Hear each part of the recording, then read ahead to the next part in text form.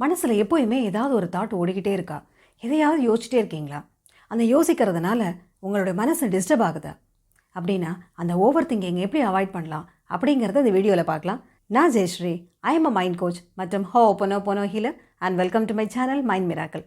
இன்றைக்கி ஓவர் திங்கிங்கை பற்றி பார்க்குறதுக்கு முன்னாடி இந்த சேனலை சப்ஸ்கிரைப் பண்ணாதவங்க சப்ஸ்கிரைப் பண்ணிக்கோங்க. அப்போ தான் வீடியோஸை தொடர்ச்சியாக உங்களால் பார்க்க முடியும். ஓகே, இந்த ஓவர் திங்கிங்னா என்ன, அதை எப்படி நம்ம ஓவர் கம் பண்ணுறது அப்படிங்கிறத தான் இன்றைக்கி பார்க்க போகிறோம். முதல்ல ஓவர் திங்கிங்னா என்ன? ஏதாவது ஒரு விஷயத்தை தொடர்ந்து யோசிச்சுக்கிட்டே இருக்கிறது. அந்த விஷயம் நம்மளுடைய பாஸ்ட்டில் நடந்த ஒரு விஷயமா இருக்கலாம், நம்மளுடைய கடந்த காலத்தில் நடந்த ஒரு விஷயமா இருக்கலாம், இல்லை எதிர்காலத்தை பற்றி ஒரு விஷயமா இருக்கலாம். ஆக மொத்தத்தில் ஏதோ ஒரு விஷயம், அதை நம்ம தொடர்ந்து யோசிச்சுக்கிட்டே இருக்கோம். அதை யோசிக்கிறதுனால நம்ம சொல்யூஷன் நம்மளுக்கு கிடைக்க போகிறது இல்லை.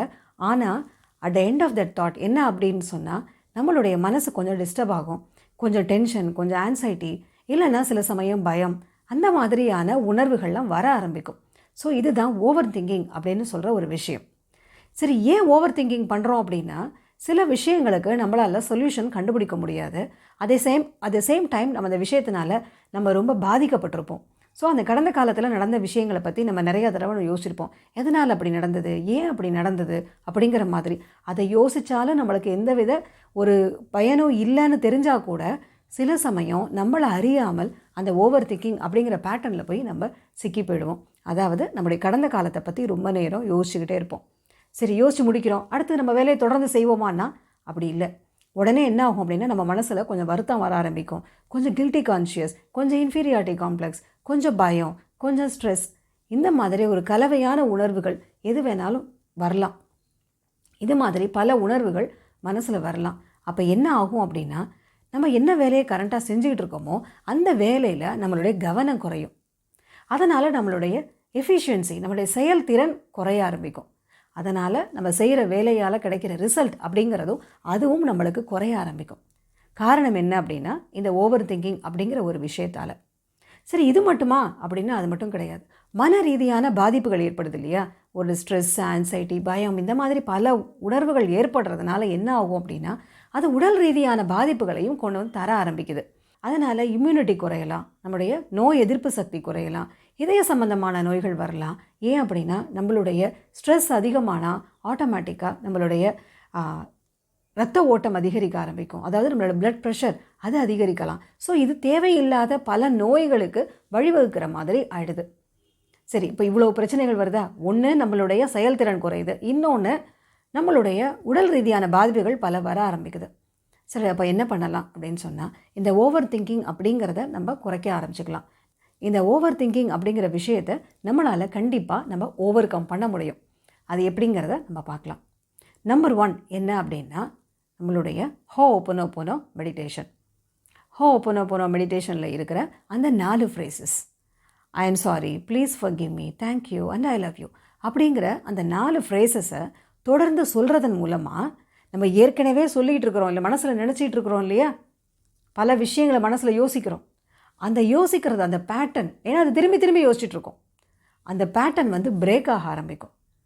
நம்ம ஒரு விஷயத்தை யோசிக்கிறோம் அப்படின்னோடனே நம்ம ஓகே, இந்த விஷயம் நம்மளுக்கு தேவையில்லை, தேவையில்லாத தாட் அப்படின்னு நம்ம நினைக்க ஆரம்பிக்கிறப்பயே நம்ம இந்த விஷயத்தை நம்ம செய்ய ஆரம்பிக்கலாம். இந்த ஓவர் திங்கிங்கை அவாய்ட் பண்ணுறதுக்கு நம்ம ஹோப்பனோபோனோ மெடிடேஷனை தொடர்ந்து செய்யலாம். ஒன்று காலையில் ஒரு தடவை செய்யலாம், இல்லை நைட்டு ஒரு தடவை செய்யலாம், இல்லை 2 வேளையும் முடிஞ்சாலும் நீங்கள் அந்த ஹோப்பனோபோனோ மெடிடேஷனை நீங்கள் ப்ராக்டிஸ் பண்ணுங்கள். இதை பண்ண என்ன ஆகும்னா, நம்ம மனதில் ஏற்கனவே இருக்கிற எதிர்மறை எண்ணங்கள், எதிர்மறை உணர்வுகள் அது எல்லாமே கொஞ்சம் கொஞ்சமாக நம்ம மனசை விட்டு போக ஆரம்பிக்கும்.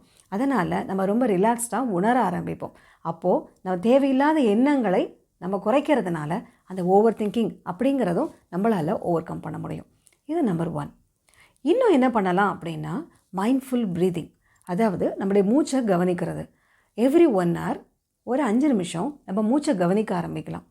ஸோ இது நம்ம ஒரு செட் பண்ணி, ஒரு அலாம் மாதிரி நம்ம செட் பண்ணி வச்சு எவ்ரி 1 hour நம்ம மூச்சை கவனிக்க ஆரம்பிக்கலாம். அப்படி செய்கிறப்ப என்ன ஆகும் அப்படின்னா, நம்ம மனசில் இருக்கிற தேவையில்லாத எண்ணங்கள்லேருந்து நம்ம கவனத்தை நம்மளுடைய மூச்சில் நம்ம திருப்ப ஆரம்பிக்கிறோம்.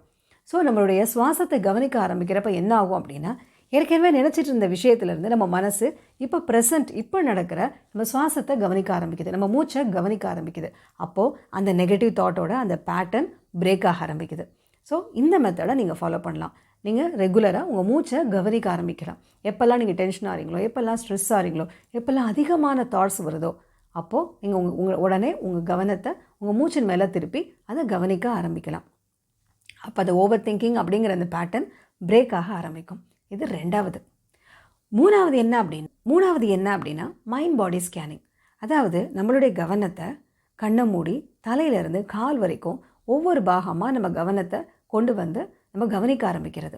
இப்படி செய்கிறதன் மூலமாக என்ன ஆகும்னா, எகெயின் ஏற்கனவே ஒரு விஷயத்தை நினச்சிட்ருக்கோம், அதனால தான் அப்படியே அதிகமாக யோசித்து நம்ம டிஸ்டர்ப் ஆகிட்டுருக்கோம். அந்த விஷயத்தை நம்மளால் பிரேக் பண்ண முடியும். ஓகே, நம்ம தேவையில்லாமல் யோசிக்கிறோம் அப்படிங்கிற அந்த தாட்டு வந்து நம்மளுக்கு வந்த உடனே, ஒரு விஷயத்தை அதிகமாக யோசிக்கிறோம் அப்படின்னு தெரிஞ்ச உடனே என்ன பண்ணலாம், நம்மளுடைய தாட்டை நம்முடைய மைண்ட் பாடி ஸ்கேனிங், நம்முடைய தலையிலேருந்து கால் வரைக்கும் நம்முடைய கவனத்தை திருப்பி உடம்பை கவனிக்க ஆரம்பிக்கலாம். இதனால் என்ன ஆகும் அப்படின்னா, ஏற்கனவே ஒரு விஷயத்தை யோசிச்சுட்ருக்கு இல்லையா நம்ம மனசு, இப்போது நம்முடைய உடலை கவனிக்க ஆரம்பிக்குது. So again this is another way of breaking the over thinking pattern. So இது 3வது. ஸோ இந்த 3 விஷயங்களில் உங்களுக்கு எது கன்வீனியண்ட்டாக இருக்கோ, எது உங்களுக்கு கம்ஃபர்டபுளாக ஃபீல் பண்ணுறீங்களோ அதை நீங்கள் ப்ராக்டிஸ் பண்ணலாம். ஹோப்பனோபோனோ மெடிடேஷனாக இருந்தாலும் சரி, இல்லை மைண்ட்ஃபுல் ப்ரீதிங்காக இருந்தாலும் சரி, இல்லை மைண்ட் பாடி ஸ்கேனாக இருந்தாலும் சரி, எது உங்களுக்கு கன்வீனியன்ட் அண்ட் கம்ஃபர்டபுளாக இருக்கோ அதை நீங்கள் செய்ய ஆரம்பிங்க. அதை செய்கிறதன் மூலமாக உங்களுடைய அந்த ஓவர் திங்கிங் அப்படிங்கிற பேட்டர்னை பிரேக் பண்ண முடியும். இந்த தேவையில்லாத இந்த பழக்கத்தை நம்மளால் குறைச்சிக்க முடியும். ஏன்னா நம்ம வந்து யோசிக்கிறதுங்கிறது நம்மளுக்கு அவசியம்தான். ஆனால் எதை யோசிக்கணும், எவ்வளோ நேரம் யோசிக்கணுங்கிறதுக்கு ஒரு கட்டுப்பாடு இருந்தது அப்படின்னு சொன்னால் நம்ம மனசை நம்மளால் கண்ட்ரோல் பண்ண முடியும். நம்முடைய எண்ணங்களை நம்மளால் கண்ட்ரோல் பண்ண முடியும். இந்த 3 விஷயங்களை நீங்கள் தொடர்ந்து செய்கிறதன் மூலமாக ஓவர் திங்கிங்லேருந்து உங்களால் ஈஸியாக வெளியில் வந்துட முடியும். இந்த வீடியோ உங்களுக்கு பிடிச்சிருந்ததுன்னா லைக் பண்ணுங்கள். யாருக்காவது யூஸ்ஃபுல்லாக இருக்கும் அப்படின்னு நினைக்கிறீங்களா? அப்போனா உங்களுக்கு இதை ஷேர் பண்ணுங்கள். இந்த வீடியோவை பார்த்த அனைவருக்கும் என்னுடைய நன்றி.